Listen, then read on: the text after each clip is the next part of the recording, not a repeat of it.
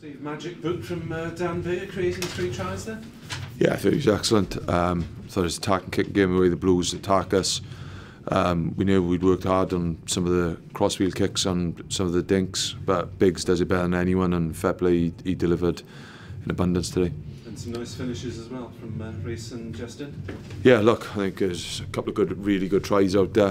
We'd probably liked a few more. I think for the sort of territory we had, in particular the first half, I don't think we asked enough questions of the Blues, but then I thought when we come out at half time for the first sort of 25 minutes, 15 minutes, I thought we were excellent and we dominated the game. And the scrum? Yeah, pleasing. It's really difficult because we probably don't think we had the rewards. I don't think that's a refereeing issue. I thought we snapped. I thought they dealt with the base pretty well.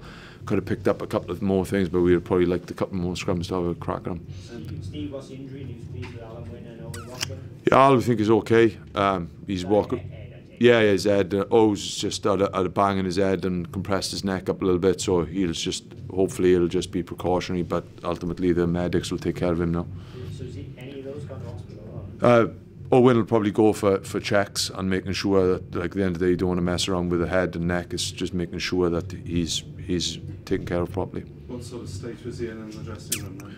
Who? Owen. Owen was in the medical room, so I've popped in to see him. I had a chat with him, so he's talking away. Obviously, he's a little bit shook up after coming off and taking a good whack, but it's something that he's in the right hands and everyone look after him. And How did he get injured? How did it happen? Yeah, he's just off a line now. I haven't looked at the detail of it, but he's taken it into contact, and I think there's a couple of shots gone in there, so it's something I haven't looked at the detail of it, and I'd be guessing. Alan Wynne, did he actually fail HIA then, or did you decide not to bring him back on? No, he went for a HIA, and I think they looked back at the video footage of it a couple of times and they decided not to bring him back on. Yeah, it was nasty the way he came down, wasn't it? Yeah. What about thoughts overall heading into Europe? What sort of state are you in? Yeah, I think we're a bit battered. Losing more injuries again today is obviously disappointing. We had some bad luck against Dragons, losing 3 boys, which probably looked like would be in long term. So we got, I think it's about 15 boys on the return to play well list that may not feature till next season. But it's something we just got to look at. The boys are excited. I think it's probably really disappointing in one aspect that we didn't do a full house over Christmas. Just our last gasp tried on the Scarlets has probably cost us a couple more points, but in fairness, the boys have delivered. They're in a great space mentally, and I think it's a build of total excitement now, bringing Saracens down. The European champions didn't lose in Europe for 2 years. We know what sort of team you come up against. They had a few big boys back this week. In fairness, I was hoping they would miss for another couple of weeks, but not so. But yeah, we know what we're going to undertake, but I think it's something for us. It's just being super excited. We're in a group that no one probably give a chance of winning any games. We've got the losing bonus point at home, which we probably should have won. 2 points up in Saracens, which I thought we played some exceptional stuff.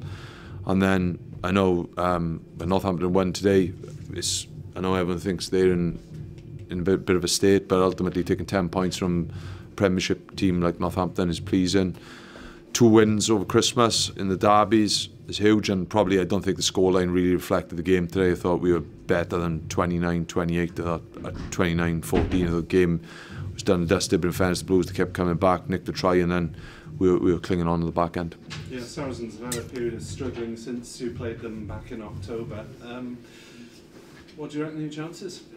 Yeah, I think it'll have to be about us. I think Saracens, you know, any given day they could turn up. They've done it to Northampton, 50 points up there. They were unlucky out in Claremont, sort of last gasp kick, so they can turn it around. They've just got unbelievable squad. You just look at the bench going to Wasps next week. It's pretty big. It's quality stacked right throughout. We know it's probably a bit of a David and Goliath type thing, but it's something that's just really exciting for us. We're coming up to the 5th game in Europe. We're in contention, like I said, which no one would give any chance of. It's down the Liberty. We're starting to get back into a little bit of rhythm physically. I think we're starting to really step up, and it's something we've just got to go and really enjoy playing Saracens, the European champions, at home. Steve, how do you assess the league off the bottom now? That was on. Yeah, thanks for that. Yeah, look, I think it was obviously we would like to pick up a couple more wins at the start of the season, but we've got, if we keep building and playing like we are, then we've got a tough game out in Connacht, then we've got 2 South African teams at home, then we've got Zebras away. So at the end of the day, we've got to really build on what we've done and just never say never, and ultimately we've got to go searching tries and points.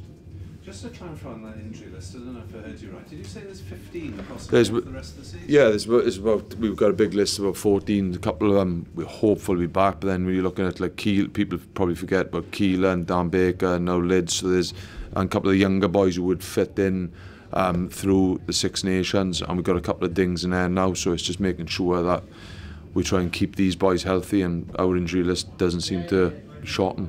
Have you had an update on Dan Lydia? Yeah, he's likely operations that would rule him out. How do you feel Nicky's good play today? I think Nicky's doing terrific for us. I think he's really maturing. He's developing. I think in what people wouldn't see is his work in around the working week, his homework, asking questions more. I don't think it's about Nicky just turning up for work and then just going home. He's reviewing it, he's asking questions, he's coming in, trying to get better. I think since he's come back from the autumn, I thought he's been outstanding. I think every day he's coming into work, he's across his detail, and you see him in the shed now, he's buzzing around, but it's no coincidence that Nicky's doing all his own work, doing all the off-the-field stuff, and he's delivering performance after performance, which is really pleasing. What crowd would you expect next week, Steve? Pete?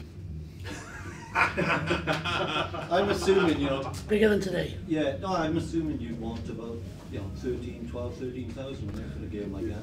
Oh, look, I think I can only tell you, like, the crowd does make a huge difference for us.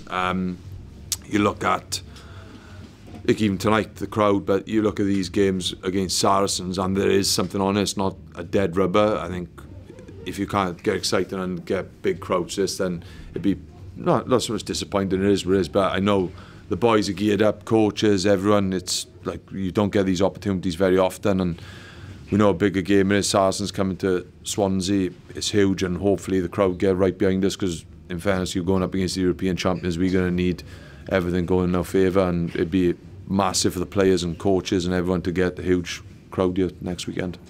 Steve, when you see Dan Bigger and Rhys Webb having such an impact on a game like they did today, I mean, obviously you think great for the moment. Is in the back of your mind thinking, oh, how are we going to do without them next season?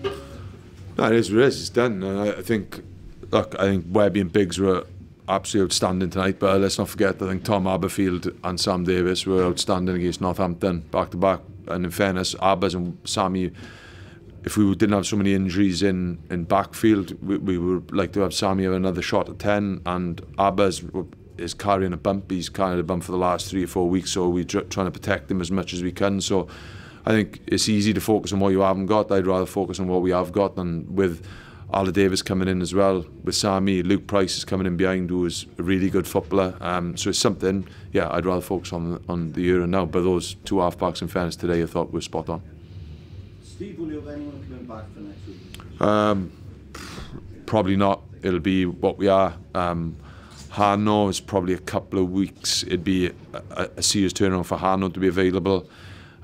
So there would probably be not many.